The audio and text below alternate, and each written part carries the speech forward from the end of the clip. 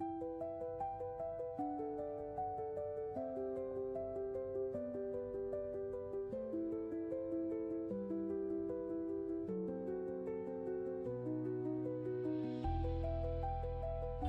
Welcome to my new blog. Choco cooker cake મિક્સચરનું આજે હું ઇન્સ્ટન્ટ કેકની રેસીપી લઈને આવી છું, જે આપણે માઇક્રોવેવમાં બનાવીશું. જેની સાથે આપણે ડેકોરેશનની સ્પ્રિંકલ્સ સેવ આપવામાં આવી છે. તો તમે જોઈ શકો છો કે મેં અહીંયા જે પાવડર હતો એને મેં બહાર કાઢી અને ચાળણીની મદદથી ચાળી લીધું છે, જેથી કરીને તેમાં લમ્સ ન પડે. અહીંયા આપણે માપ સાથે બનાવીશું, જેથી કરીને આપણી કેક એકદમ સોફ્ટ અને સ્પંજી બને. તો અહીંયા આપણે તેલ અને દૂધ અહીંયા મેં 125 ml જેટલું યુઝ કર્યું છે, અને તેલ આપણે અહીંયા 30 ml જેટલું જોઈશે. આ 30 mlનું માપ છે. તો ચાળણીની મદદથી મેં સરસ ફાઇન પાવડર તૈયાર કરી દીધું છે, તમે જોઈ શકો છો.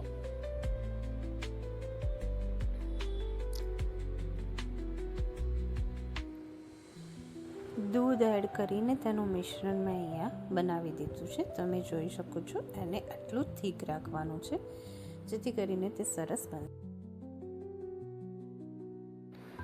અહીંયા મેં ઓવનમાં કેક બનાવી છે, એટલે અહીંયા એલ્યુમિનિયમનું મેં વાસણ લીધું છે. તેને આપણે બટરથી ગ્રીસ કરી લઈશું. એના ઉપર બટર પેપર મૂકી અને ફરી એકવાર તેને બટરથી ગ્રીસ કરી લઈશું. પછી એની અંદર 30 ml જેટલું આપણે તેલ ઉમેરીશું.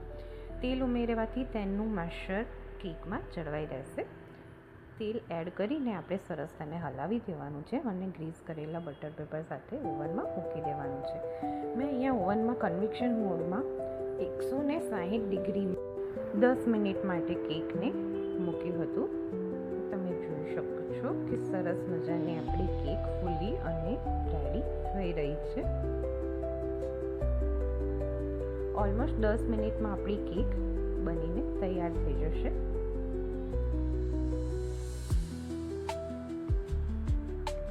જો તમે ઓવનમાં બનાવવા ના માંગતા હોય તો તમે કુકરમાં પણ બનાવી શકો છો.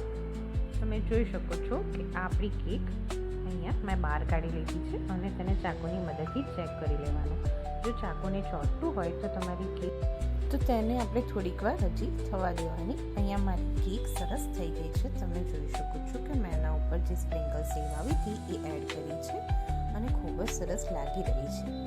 તો તમને મારી રેસીપી કેવી લાગી? જો તમને ગમી હોય તો તમે પણ બનાવીને શેર કરજો. Thank you for watching. જો તમને મારી રેસીપી ગમી હોય તો લાઇક, શેર એન્ડ કમેન્ટ કરવાનું ભૂલતા નહીં. રાધે રાધે.